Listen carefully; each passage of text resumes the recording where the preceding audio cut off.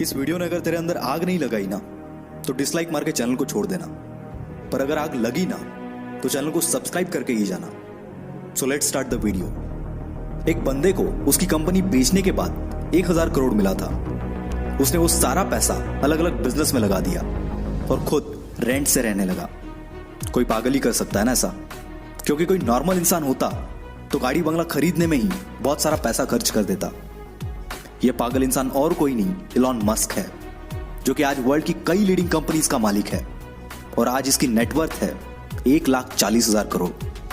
और यह सब उसके पागलपन, उसकी जिद का ही नतीजा है। क्योंकि भीड़ के साथ चलना तो बहुत आसान है, पर पागलपन ही चाहिए भीड़ से हटकर कुछ करने के लिए। जिस बंदे को कभी उसकी भारी आवाज की वजह से रेडियो से रिजेक्ट कर दिया गया था, उसने जिद पकड़ी और वो मुकाम हासिल किया जिसके कई लोग सिर्फ सपने ही देखते हैं। जी हाँ, मैं बात कर रहा हूं अमिताभ बच्चन की। उनकी पहली सुपरहिट मूवी जंजीर आने से पहले उनकी 17 मूवीज फ्लॉप हो चुकी थी, फिर भी उन्होंने अपनी जिद नहीं छोड़ी और आखिरकार कामयाबी को भी उनके जिद के आगे झुकना पड़ा। विराट कोहली का भी एक ऐसा ही किस्सा है, जो कि क्रिकेट के लिए उसका पागलपन, उसकी जिद को बयां करता है। 2006 की बात है। विराट कर्नाटका में रणजी खेल रहा था और पहले दिन 40 रन बनाकर वो नॉट आउट रहा। शाम को उनके घर से खबर आई कि उसके पापा की डेथ हो गई है। सबने एक्सपेक्ट किया कि विराट तुरंत घर के लिए निकलेगा। कोच ने तो यहां तक डिसाइड कर लिया था कि उसकी जगह पर और कौन खेलेगा, पर दूसरे दिन विराट बल्ला लेके स्पीच पे खड़ा था और इस हालात में उसने सेंचुरी लगाई और अपनी टीम को जिताकर ही वो अंतिम संस्कार के लिए निकल गया। इसे पागलपन नहीं तो और क्या कहेंगे। लाखों में किसी एक के पास ही ऐसी जिद, ऐसा पागलपन होता है और वही कुछ हटके कर जाता है। दिन का 15-15 घंटा काम करने के लिए सिर्फ एनर्जी नहीं, बल्कि उस काम को करने के लिए वो जिद, वो पागलपन होना चाहिए।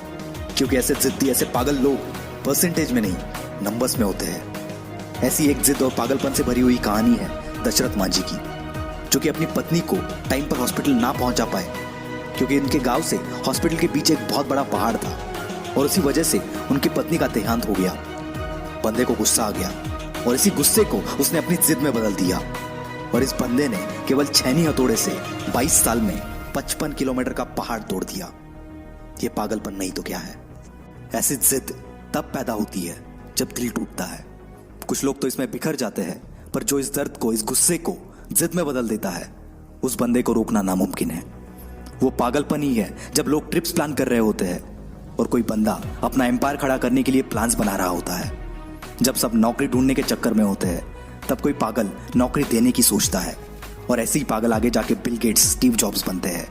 ये पागल सक्सेस के लिए हमेशा भूखे होते हैं, ये कभी सेटिस्फाई नहीं होते। यही पागलपन, यही जिद, ये ना तो इन्हें सोने देती है और ना ही रुकने देती है।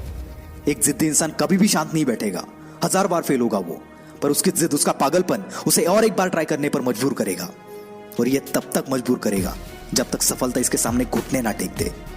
और यही पागल इंसान, यही जिद्दी इंसान इतिहास बना देता है। यकीन नहीं आता तो हिस्ट्री उठाकर देख लो, भला कौन बंदा 1000 बार फेल होने के बाद भी कोशिश करना नहीं छोड़ता। कोई पागल ही ना। और उसी कारण ये पागल जिद्दी इंसान दुनिया को रोशन कर देता है। जी हाँ, मैं बात कर रहा हूं थॉमस अल्वा एडिसन की। 65 साल का एक बंदा जिसे ऑलरेडी 1000 बार रिजेक्ट कर दिया गया था, फिर भी उसने अपनी जिद नहीं छोड़ी और KFC जैसी होटल्स की चेन खड़ी कर दी। जिस बंदे को अंग्रेजों ने उनके होटल में नहीं आने दिया, उस बंदे ने जिद पकड़ी और दुनिया का सबसे बड़ा होटल ताज बना दिया।